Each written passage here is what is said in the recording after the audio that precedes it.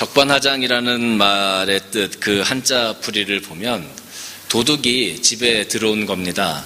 그러면 도둑이 집에 들어와서 물건을 훔치다가 주인한테 걸렸습니다. 그러면 어떻게 해야 됩니까? 당연히 빨리 도망가야 되지 않겠습니까? 그런데 이 도둑이 주인을 보고 오히려 몽둥이를 집어드는 겁니다. 그러면서 주인을 막 위협하는 거죠. 이런 말도 안 되는 상황, 이것이 바로 적반하장입니다.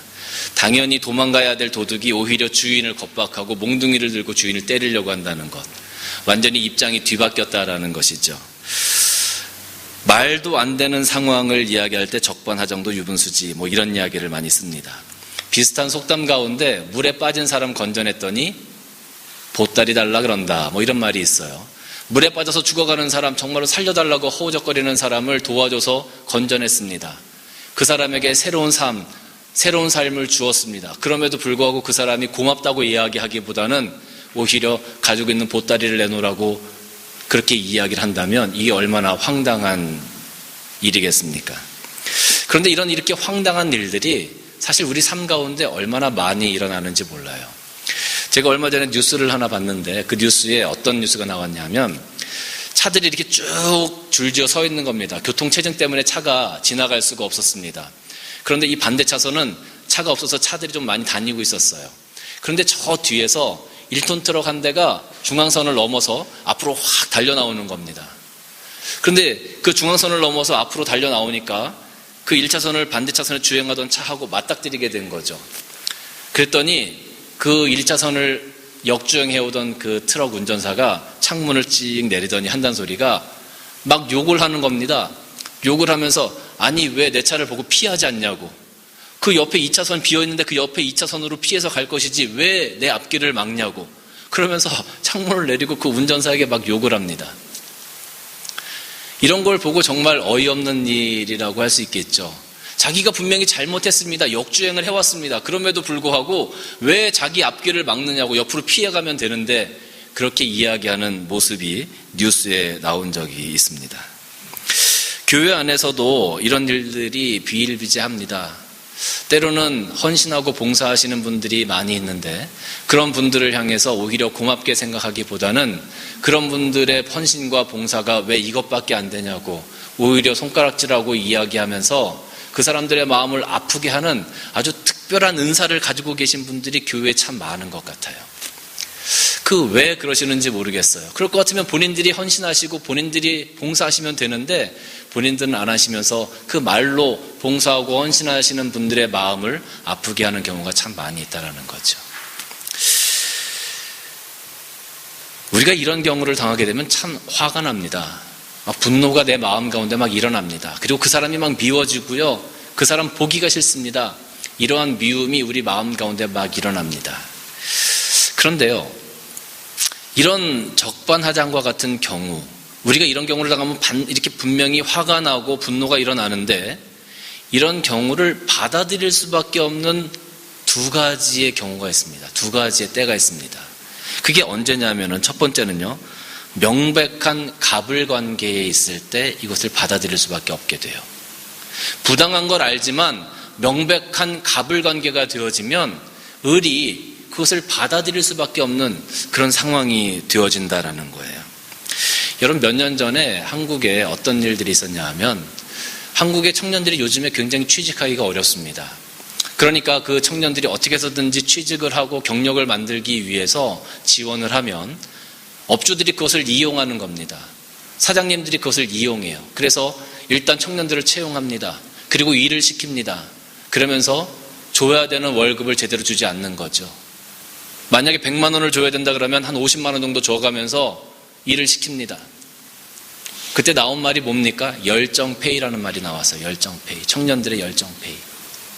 사실 말도 안 되는 일이죠. 그럼에도 불구하고 청년들이 그 자리에 있을 수밖에 없었어요. 왜? 이거라도 해야 되니까.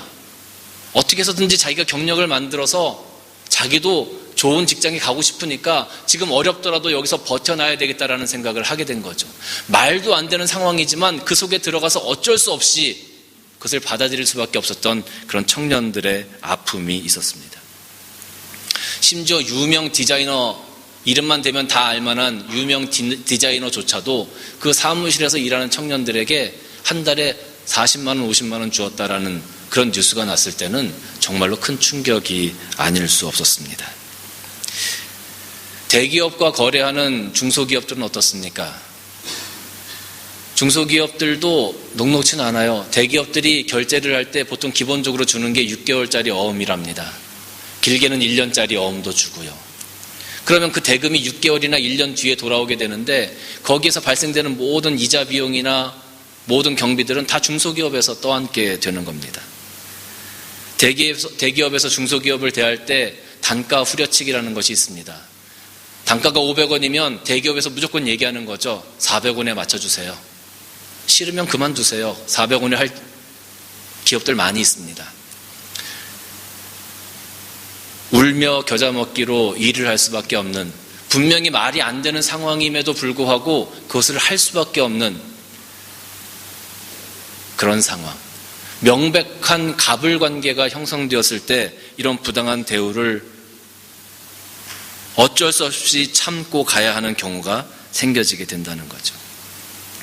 몇 년 전에 그 모 우유 회사에서 영업점, 대리점 사장님들에게 우유 밀어내기를 한 적이 있었어요. 영업사원들이 아버지뻘 되는 대리점 사장님들에게 막말을 해가면서 그것도 못할 것 같으면 당장 때려치라고.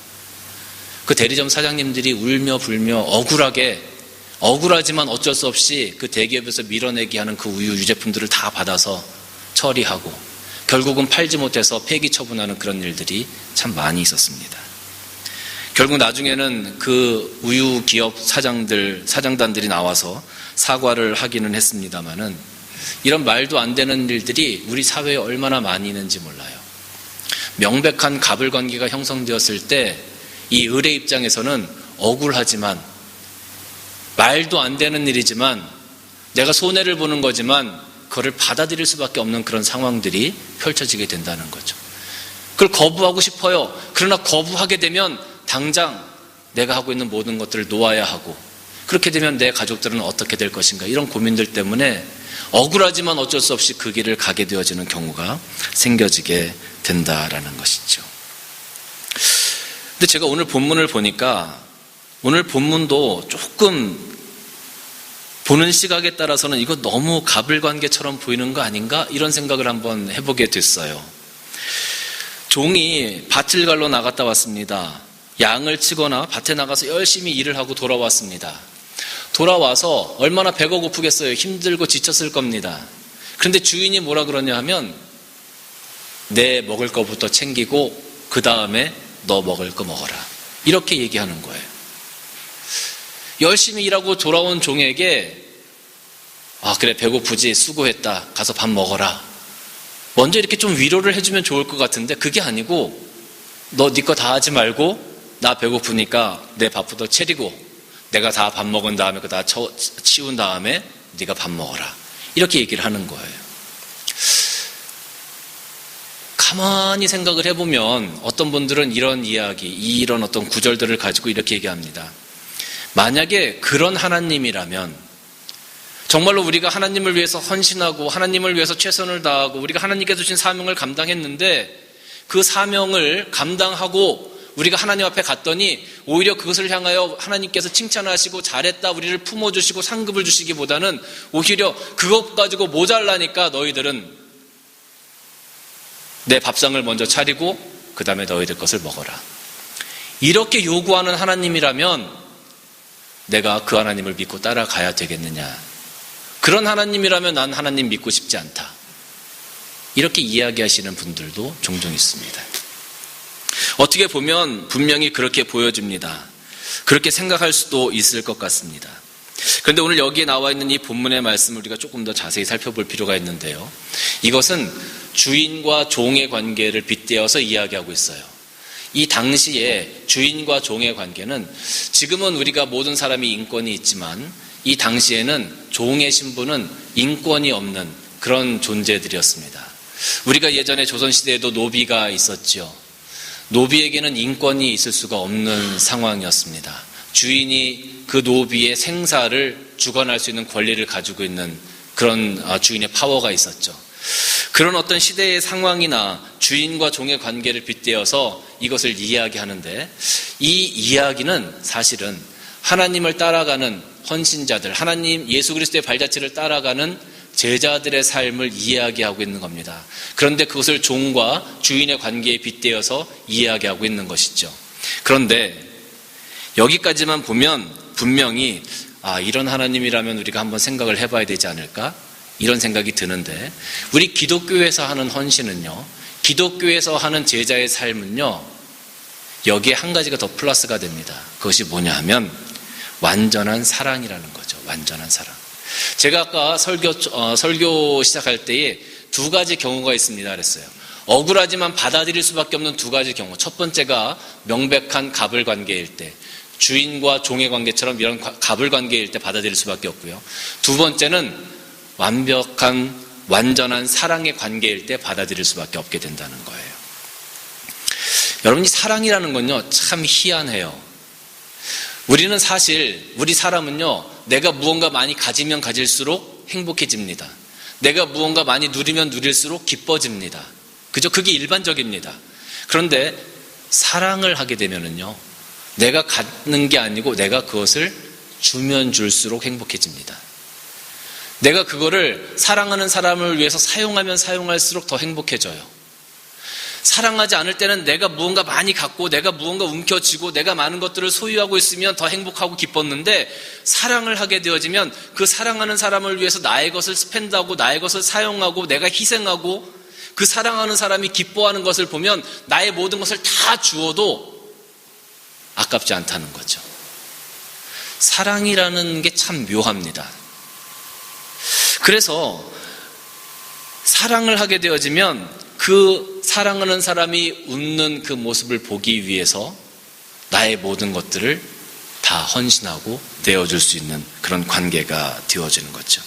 상대가 원한다면 무엇이든지, 상대가 기뻐한다면 무엇이든지 우린 다 할 수 있게 되어지는 게 사랑의 관계입니다. 통닭을 한 마리 사와서 아이들과 이렇게 같이 먹습니다. 그러면 부모님들은 사실 통닭을 많이 드시지 않아요. 부모님들이 사실 통닭을 좋아한다고 해도 그 통닭을 많이 먹지 않아요. 왜 많이 먹지 않을까요? 배가 고파도 그렇게 통닭을 많이 먹지 않습니다. 왜요? 아이들 많이 먹으라고 그러는 거죠. 아이들 많이 먹으라고.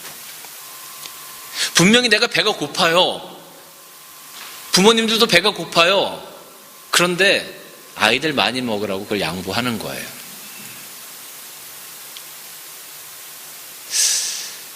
부모님들이 아이들 먹는 거를 보면서 얘기하죠. 그때 아이들이 막 통닭을 뜯어 먹다가 엄마 아빠에게 한 덩어리를 이렇게 줍니다. 엄마 먹어. 그럼 엄마 아빠들이 뭐라고 그러시겠습니까? 아니, 너 먹어. 엄마 아빠는 너 먹는 것만 봐도 배부르다 이렇게 거짓말을 하죠. 근데 정말로 아이들이 먹는 것만 봐도 내 기분이 행복해지고 내가 너무 기쁜 거예요.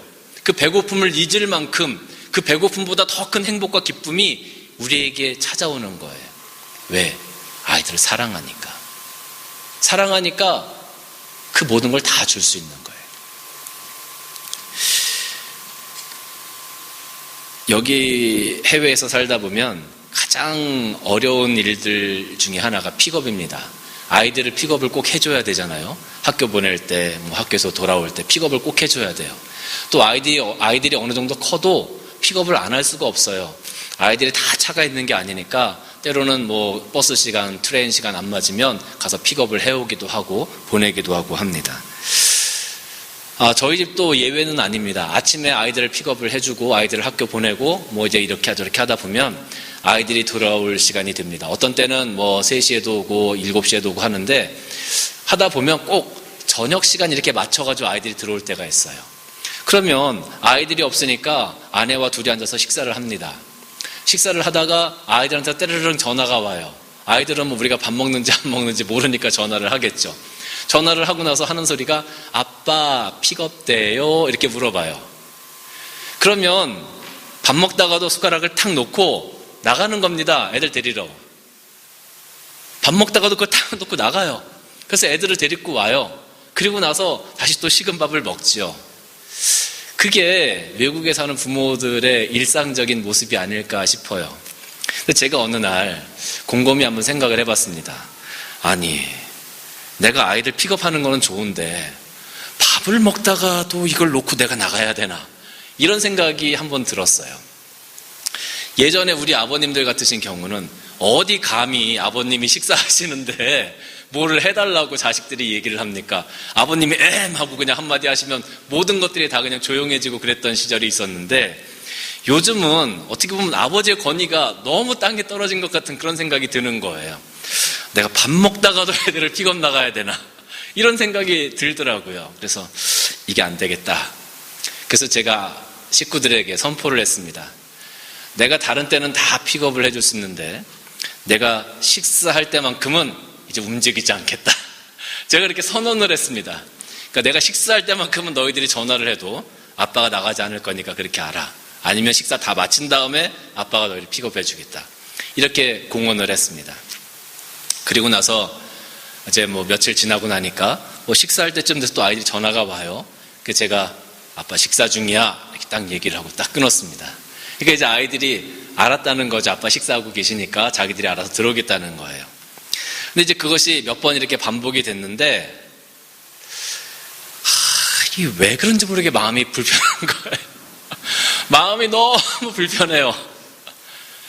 밥 먹다가 탁 손 놓고 나가서 애들을 픽업해 오면 마음이 참 편하고 즐거웠는데, 내가 밥 먹겠다라고 선언을 하고 픽업하지 않겠다 이렇게 얘기를 하고 나서 전화가 왔는데 아빠 밥 먹는 중이야. 그래서 탁 전화를 끊었는데, 그리고 식사를 하는데 이 밥알이 모래알 같아요. 왜 그런지 모르겠어요. 몇 번 그런 일이 있었는데 하루는 제 아내가 전화를 받았습니다. 그리고 나서 아이들에게 얘기하는 거예요. 아빠 식사 중이시다. 그리고 전화를 끊었어요. 그리고 나서 제가 그 이야기를 들었죠. 듣고 나서 이렇게 식사를 하고 있는데, 제가 어디선가부터 강력한 텔레파시를 이렇게 받기 시작했습니다. 그 텔레파시의 음성은, 여보, 아이들 온대. 지금 스테이션에 도착한대. 당신 계속 밥 먹을 거야? 이런 식의 텔레파시가 막 오는 것을 느꼈어요. 제 아내 얼굴을 보니까 아내가 저를 이렇게 쳐다보고 있더라고요. 어쩔 수 없이 제가 식사하던 거 내려놓고 아이들을 픽업하러 갔습니다. 지금은 전화 올 때마다 그냥 나갑니다. 그것이 더 편해요. 그것이 더 행복해요. 밥 먹는 것보다. 왜 그렇겠습니까? 사랑하니까 그러는 겁니다.